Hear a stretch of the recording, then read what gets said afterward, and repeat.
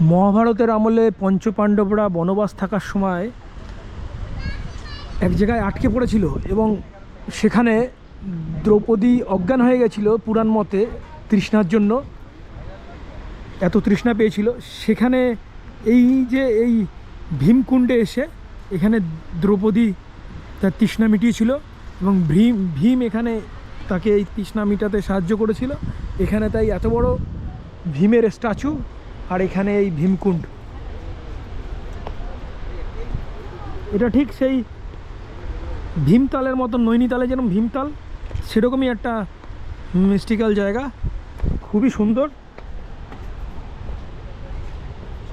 চারিদিকে পাহাড়, টিলা,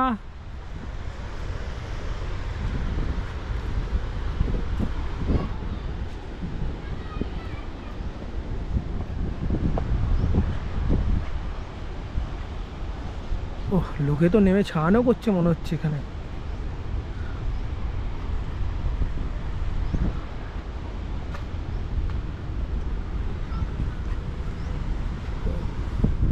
এটা সেই ভেড়াঘাটে গেছিলাম, পুরো ভেড়াঘাটের মতন।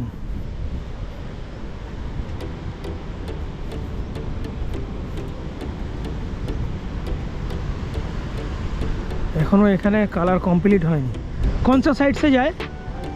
হোয়াইট में স্টেপ करके কালোটা এখনো লাগানো হয়েছে।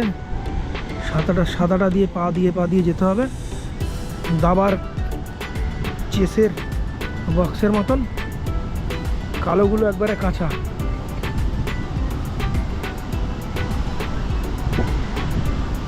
আমাকে পুরো দাবার কোটের মতন খেলে যেতে হচ্ছে, এটা নষ্ট হয়ে যাবে।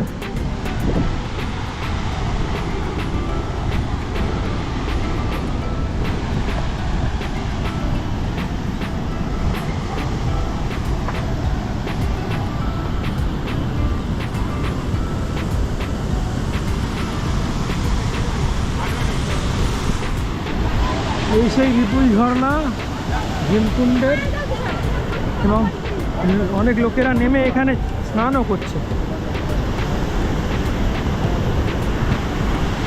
কিন্তু আমার মনে হচ্ছে নেমে স্নান করাটা একটু রিস্কি হয়ে যাবে। ঝর্ণাটার একটা প্রবলতা আছে, যারা একবারে এক্সপার্ট তারাই নেমে স্নান করতে পারবে। হঠাৎ করে পুরো ভাসিয়ে নিয়ে গেলে মাথা ফাটা ফেটে যাবে। না, কিছুক্ষণ আগে আমরা ওই সুদূর ওখানে নেমে গায়ে জল ছিটিয়েছিলাম। আমরা ওখান থেকে যে ব্রিজটা দেখতে পাচ্ছিলাম, সেই ব্রিজটার উপর দিয়ে এখন যাচ্ছি।